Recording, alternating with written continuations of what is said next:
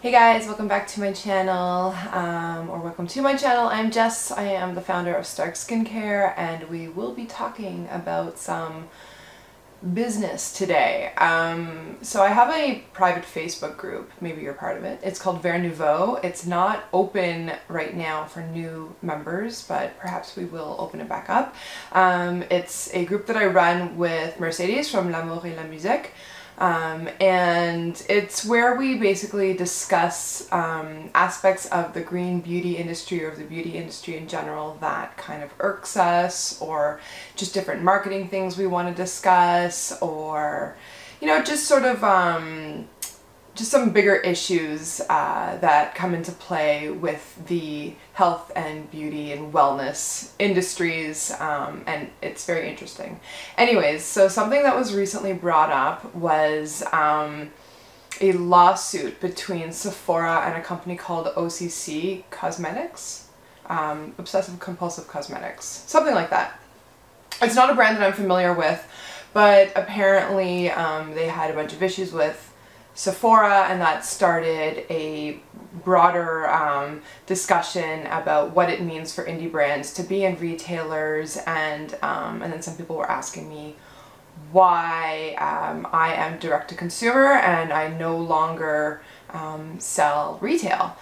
So I have been direct to consumer since about 2015, which, yes, is even before Glossier. But Glossier I am not. But yeah, I guess I was a little bit ahead of the curve for the direct-to-consumer model for skincare. I believe I was the first of the indie brands to do it, so I'm pretty proud of myself for that. But does anyone know that? Does anyone care? No.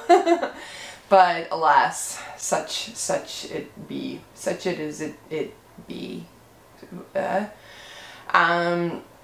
Anyways, so some of my members were interested in hearing just my perspective on it. So I am going note-free. I am holding my phone randomly, but hopefully I can sort of explain all this in a succinct and interesting way. And of course I'll be leaving out, half of the points that I would like to bring up, but that's pretty much what always happens. So back in about, so my brand launched late 2011, 2012. And at that time, I was looking for retail partners, and over the next couple of years, I accumulated a few retailers. Some were brick and mortar, it's a hard word for a French person to say, brick and mortar shops, and some of them were online retailers, and they were in the States, they were in Australia, they were in Switzerland. And in some ways that was awesome because I had more of an international reach, which made things easier for me. But it also had a lot of challenges and a lot of headaches for me. So there's about to be a cat fight right here. So my brand launched 6 months before I got pregnant with my son.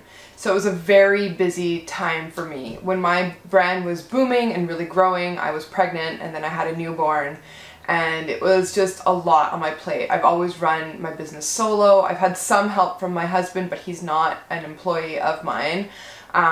So, whenever my son was newborn, my husband was answering emails for me, but he's never been involved with the production or the marketing or anything like that. So it really has been a solo endeavor for me since day one, and it continues to be, and I'll probably hold on to it for as long as I possibly can, although I think I do need an assistant. And I did have an assistant as well when I had a newborn.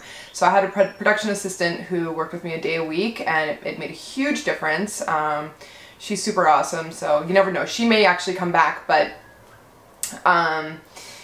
that's basically how I ran my business. Plus I had my retail accounts, and I enjoyed working with many of my retailers. They were very much my colleagues. They were my biggest cheerleaders and supporters, and You know, they were people that I could turn to whenever I just needed to talk about the business or talk about how, you know, difficult or how wonderful things were going or whatever. So, you know, I really valued them very much for that. But of course that wasn't true for every business relation that I had with my retailers. In a couple of cases, I had retailers who were excessively demanding and who had a bit of a God complex, in the sense that they felt like they had made me as a brand and that they could break me as a brand, and they told me so much, which is not cool. I don't respond well to being threatened or treated like just some random commodity. It didn't feel like much of a partnership, in the sense that they asked for a lot, they gave back frankly quite little, and they expected gratitude in the form of, I'm not entirely sure what, like a lot of free stuff or for me to pay them. But it's like, hey, you know what, retailers end up making a bigger cut than brands once they sell it. Because the way that it works is, let's say it cost me $2 to make this phone. So $2 to make this phone. Oh, did my autofocus just change? Sorry guys. $2 to make this phone. I'm gonna sell it for $6, let's say, which means that I would make $4 profit. If I am selling it to a retailer, generally speaking, you sell it at 50% or 65% of retail. Let's just make it 50% for easy math, which means that I'm gonna be selling this to the retailer for $3, because that's half of the retail price of $6, which means I only make $1 on this cell phone. And it also means that you need to be creating a lot more volume to be making up for sales. Now, the problem that I was particularly having with retailers is, because I was such a new brand and such a small brand in such a saturated market, I wasn't making up a ton of sales through retail. You know, I didn't have the budget to be traveling around and like educating all of the salespeople and giving them tons and tons of free swag so that they would want to sell Stark Skincare over, like, let's say Tata Harper.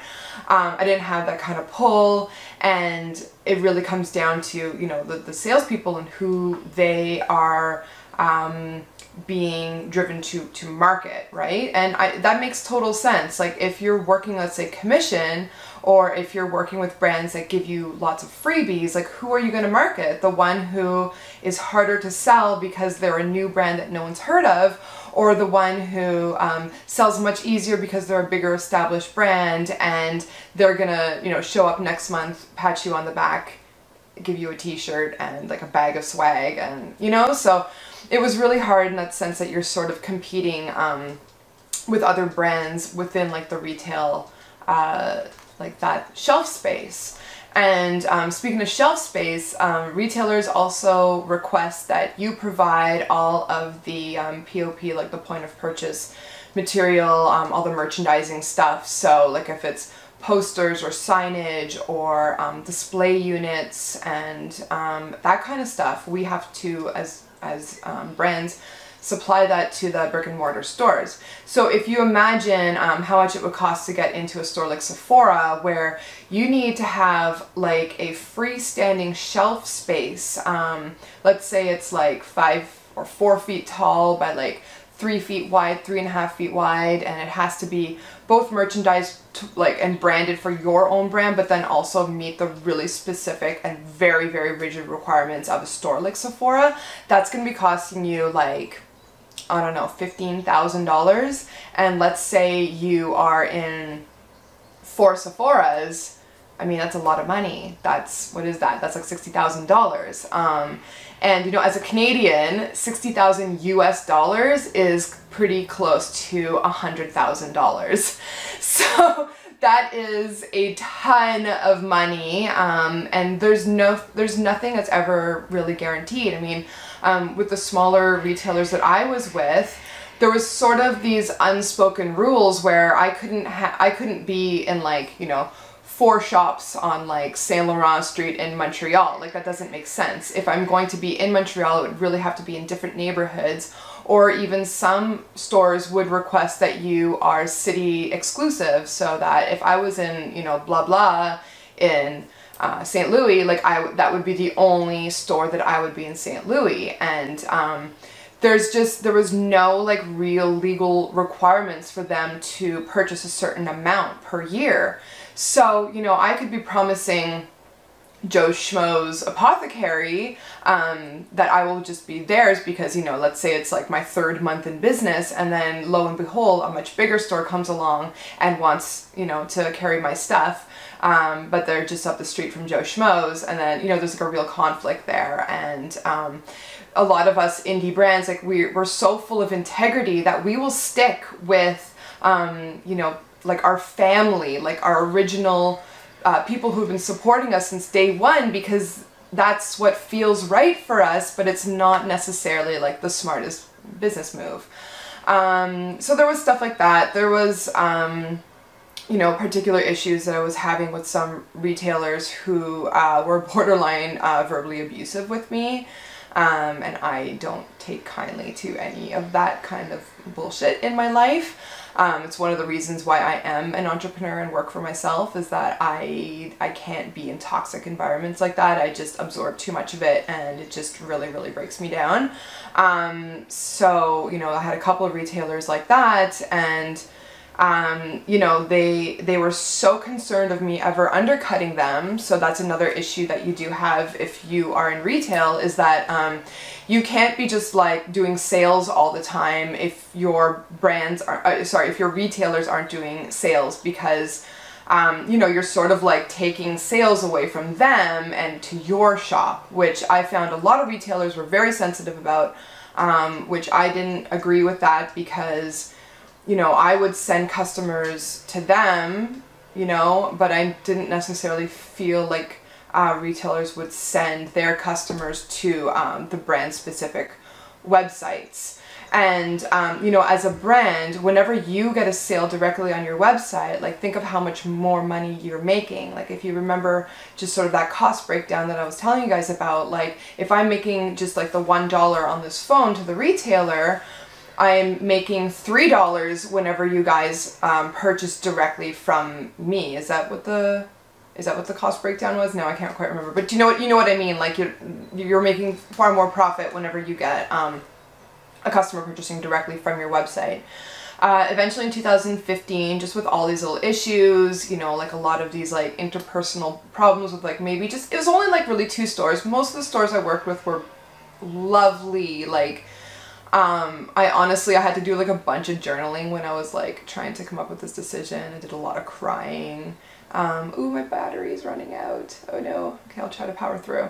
You know, there was a lot of crying involved. The day that I had to write the emails and do the calls to kind of like break up with my retailers, I was like pooping myself, like barfing, crying, just like blah. It was like a whole lot of emotion. I was really, really scared, but it really felt like the right move for my brand. I don't think it's, in a sense, it's really not cool to like, you know, launch a brand, have all these partners, they kind of help promote you and they help you with marketing and stuff like that, and then just like dump them. Like that really wasn't my intention. I just never even had known about direct-to-consumer back in 2011. Like Warby Parker didn't exist. A lot of these like brands that are very established now just didn't exist back then.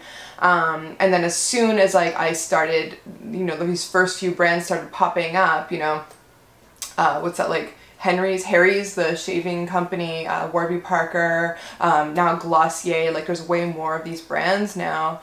Everlane, of course, they didn't exist back then, but then once they were sort of like in my consciousness, I really liked the business model. I felt like it was something that I could do. The thing is that my business is so lean and I keep my costs down so low. The only like extravagant thing that I do is I actually pay myself. So, you know, with all of that kept in mind, I thought, you know what, I can do this. Like, I don't have a huge reach. You can see from my social media, I think on Instagram, even though I've been on it for like 6 years, I have 3,300 300 and something followers. Like I don't have a huge reach, like across all of my platforms, it's the same. But luckily the customers that I do have tend to be repeat customers, and that's my saving grace. And just the fact that, you know, you guys are awesome and you have no qualms about ordering directly from my website. It's amazing, and that's basically how I run things. So yeah, you know, doing that business model switch in 2015, it wasn't precedented. Like I didn't start my business thinking that I was going to make that switch. Had no idea this even existed. I don't think it's the right move for every brand. I think it's a really difficult road to be on. You're completely on your own. But for me, it's the right thing. I'm way more relaxed. I feel way more creative since I've been doing it this way. I'm a bit of control freak, so I got to really control every aspect of it. Yes, I really miss the ease of the international distribution, especially since a lot of laws around that have changed recently, and it's become far more difficult to have like an international e-commerce business. I'm really struggling with that right now. However, I just feel like it's been the right move for me, and you know, I was approached right before deciding to be direct to consumer by a large retailer, not Sephora, a different one. And the more that I started working on the process of seeing what it would be like to be in their stores, I would have needed a lawyer just to go through their contract. The way that I would ship to them, I would have to completely change everything. I would need employees. I would need, like, in the end, I would have lost a lot of money, and I think the initial order would have been $10,000, which is a really hard thing to give up when you're such a small brand. But in the end, I was like, you know what? If I just get rid of like that stressful and just, I don't know, a move that just didn't feel right to me, and just work harder in a way that like is way more like heart-centered for me, and that just like felt more like in line with my values and like what really motivates me and keeps me inspired, I'm like, I'll make up that $10,000 even if it takes me like 5 months. You know, so I'm really happy about this move that I made. Like I said, it's not for everyone. I'm really grateful that it is working out for me, and it means that I can take more time to keep hand producing every single one of my products and pouring in that love into every single one of that products, like me personally. So to me, that's a really important aspect of my brand that I'm glad that I get to hang on to for longer. So yeah, that's essentially my little spiel as to why I am direct to consumer. Just basically, it felt better, and in the end I can make a little bit more money, and that profit is important whenever your reach is so small, and whenever you know, your energy and your time is limited, but you really want to be giving your best and putting your heart and your soul into what you're making. So there you go. I hope you guys enjoyed my little rant. And this is like my new background, starting to work on it. Didn't mean to go for like the all white thing today, but you know, gotta show off my tan while I still have it. Okay, so take care, and I'll see you guys next week. Bye!